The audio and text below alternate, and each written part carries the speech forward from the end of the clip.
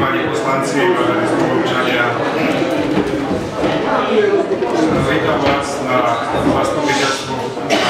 zastupiteľstve, ktorého hlavnou úlohou je v zmysle zákona o referende vyhlásiť výsledky referenda.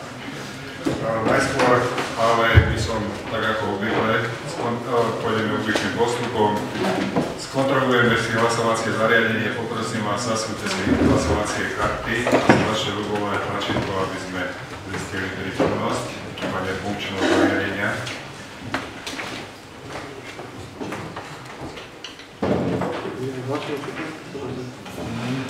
Prosím vás, ak by mali susedia zasunúté hlasovacie karty, ktoré nie sú prítomné, tak mi ich vyťahnuť. Zatiaľ ma požiadali o ospravedlnenie pani poslanci Slivka, Horenčík a Mihalda. Vieme, že pán poslanec Boris má v rodine tiež takú udalosť. Je možné, že nebude môcť prísť, takže ak teda nepríde, bude takisto ospravedlenie. Takže najskôr prejdeme k návrhu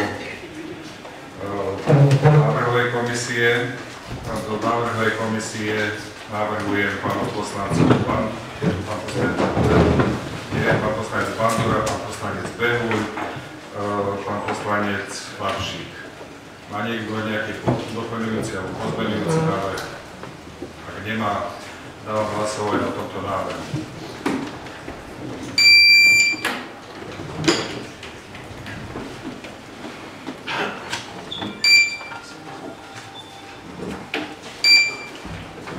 Ďakujem. Návrh je prijatý. Ako overovateľov počujem pána poslanca, prečítal som ako návrhový pána poslanca Pavšíka. Tak potom to prehodím. Ako overovateľia budú pán poslanec Drexler a pani poslankyňa Hola.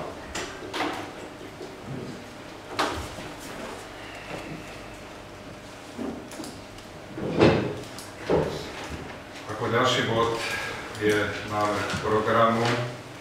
Návrh ste dostali v písomnej podobe.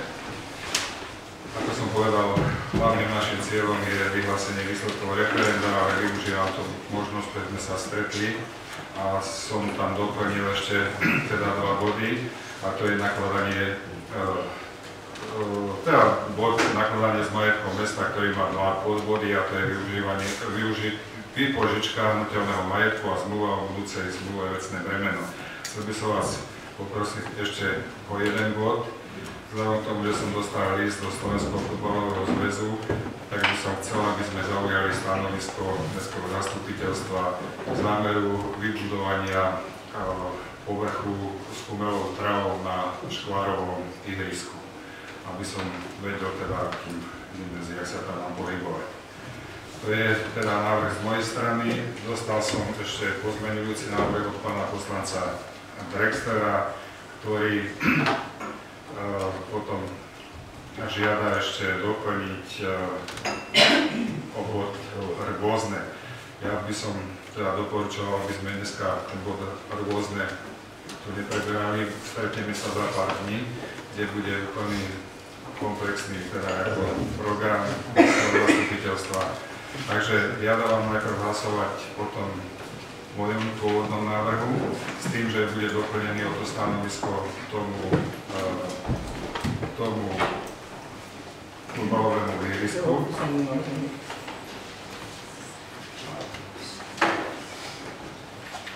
Alebo teda, je pravda, v zmysle rokovacieho poriadku musím hlasovať, dáme hlasovať na prvom pozmeňujúcom návrhu, teda o tom, že sa to doplní o bod rôzne. Prosím, prezentujte sa a hlasujte o tomto návrhu.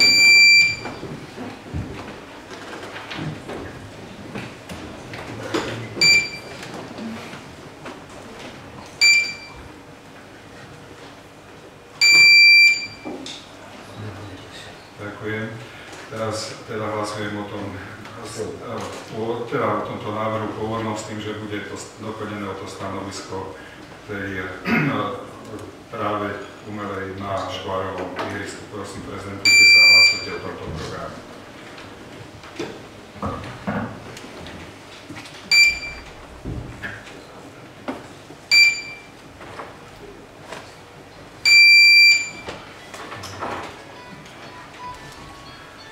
Návrh je prijatý, budeme sa teda riadiť týmto programom. Prejdeme teda k bodu 4, vyhlásenie výsledkov mestského referenda. Ja by som poprosil pani Behuňovú ako predsedničku Mestskej referendovej komisie, aby vás oboznámila s výsledkami referenda. Prajem vám všetkým príjemný deň. Vážený pán primátor, vážená pani viceprimátorka, vážený prednosta, vážení poslanci, dámy a páni. Predkladám vám správu o priebehu a výsledkoch referenda. Dňa 16.5.2015 sa v meste Kysucké Nové Mesto konalo v čase od 7. do 22. hodiny miestne referendum o zriadení prevádzky na spracovanie odpadov, ako sú plasty, gumy, pojazdené pneumatiky, odpadové oleje a uhlíkové polotovary procesorov Klondek.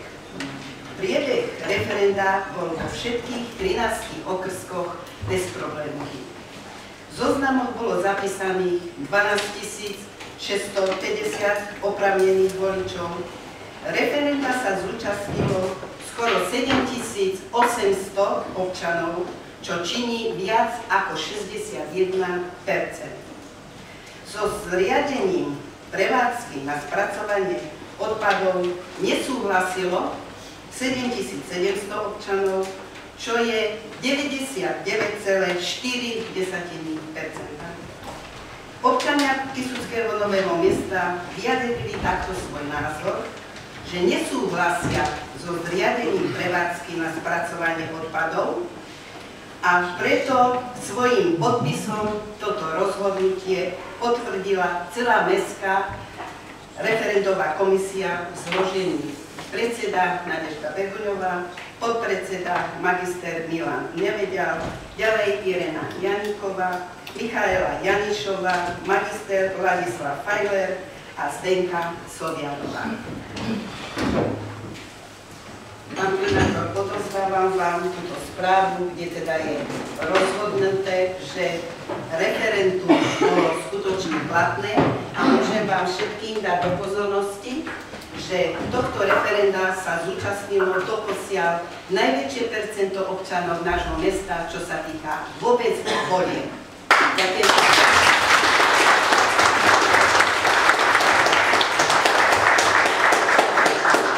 Ďakujem pani predsedničke Mestskej referendovej komisie. Na základe teda prečítaného dávam návrh na uznesenie. Mestské zastupiteľstvo v Kysuckom Novom Meste vyhlasuje výsledky miestneho referenda, ktoré je platné z dôvodu nadpolovičnej záporke 61,32% účasti oprávnených voličov. Občania Kysuckého Nového Mesta v percente 99,36% nesúhlasia so zriadením prevádzky na spracovanie odpadov, ako sú plasty, gumy, ojazdené pneumatiky, odpadové oleje a uhlíkové polotovary procesom Klondek 250/500 kW. Prosím, aby sme toto odsúhlasili, lebo toho zmysle zákona musíme takto vyhlásiť. Prosím, aby ste sa prezentáciou teda toto vyhlásenie potvrdili.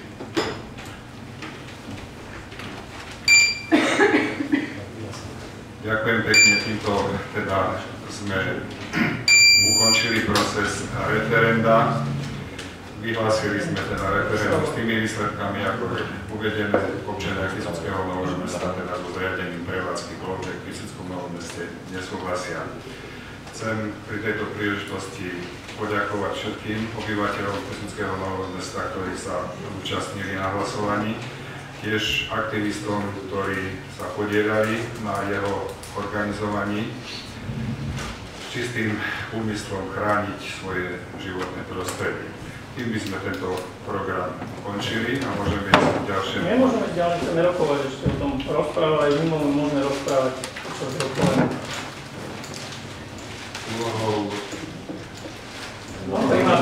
Žiadame o slovo. Podľa rokovacieho poriadku, keď poslanec žiada o slovo, tak ho dostane.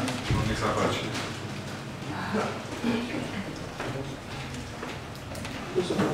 Ináč teda, čo sa týka zákonných povinností, tak je to splnené, výsledok je vyhlásený a teda toto sme naplnili. Tak nech sa páči, pán poslanec. Ďakujem za slovo. Ja v rámci môjho diskuzného príspevku k priebehu referenda a ostatných záležitostí by som požiadal poslancov, aby mohol počas môjho vystúpenia ešte vystúpiť aj predseda predstavenstva KLF Energetika, pán Kubík. Ďakujem pekne. Samozrejme, ja som s týmto oboznámený, že pán predseda predstavenstva tu je a že chce v tejto súvislosti vystúpiť, takže, ale to teda ja som požiadal zastupiteľstvo, aby teda dovolilo počas môjho príspevku, aby vystúpil. Tak. Na to nemusí, to nedáva to povolenie zastupiteľstvo, ale predsedajúci a samozrejme ja mu to slovo udelím, tak aj hoci ktorému občanovi, keď si otvorí rozprávu. Nech sa páči. Nech sa páči, pán predseda.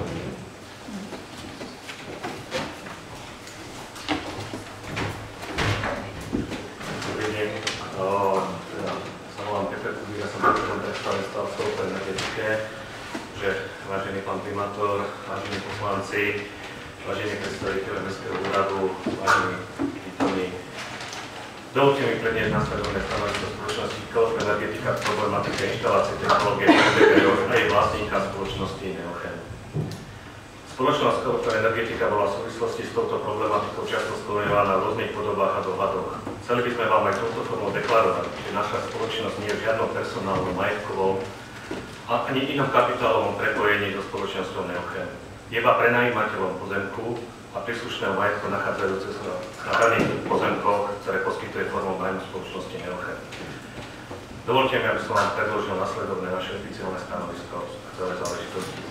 Po dôkladnej hĺbkovej analýze všetkých možných rizík, prípadných plánov či ekonomických prínosov z prenájmu spojených s prevádzkou zariadenia Voltec a následného skladovania oleja, čo sme vychádzali z podkladov EA, čiže štúdie dopadu technológie na životné prostredie, verejne dostupných zdrojov, finančno-ekonomickej analýze, ako i verejno-sociálnych záujmov tohto regiónu, spoločnosť KLF Energetika deklaruje, že nemá záujem ďalej prenajímať pozemok a príslušný majetok nachádzajúci sa na daných pozemkoch spoločnosti Neochen, týkajúce sa prípadného využívateľa spoločnosti Voltec.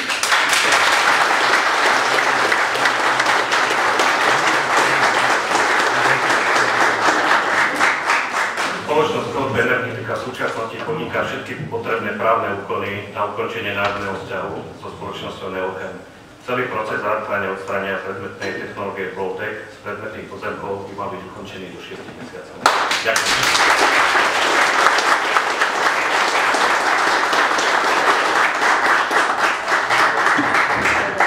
Ďakujem pekne, pán predseda.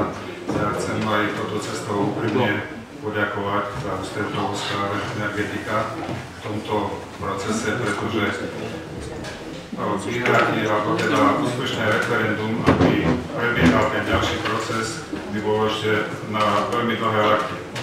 Vy ste nám teda týmto spôsobom veľmi celý ten proces uľahčili a ja veľmi pekne ďakujem za takýto prístup a teda ochotu veci riešiť, pretože keby to prebiehalo normálne tým procesom, ktorý by bol normálne po tomto referende nasledoval, takže mali by sme v rukách len taký morálny argument.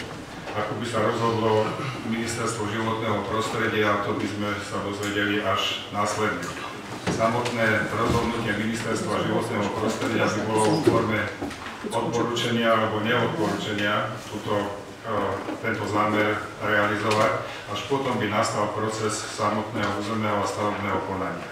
Ja som sa síce zaviazal aj teda na rozhodnutie mestského zastupiteľstva, že mesto ako stavebný úrad by povolenie na túto stavbu nevydal.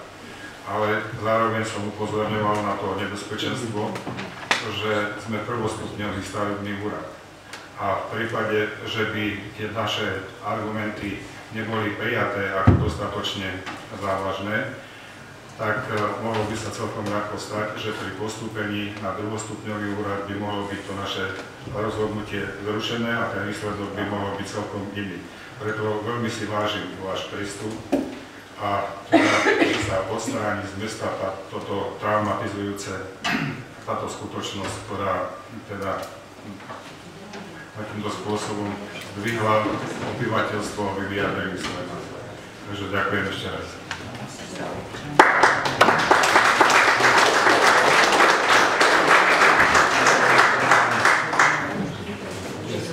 Ja by som pokračoval. Áno, nech sa páči. Ďakujem teda, že aj podnikatelia sa pridali na stranu obyvateľov. Pán primátor, ale nedá mi na margo celého priebehu tej referendovej kampane a teda, že sme sa občianská iniciatíva museli pridať k petičnému výboru, aby vlastne referendum bolo úspešné.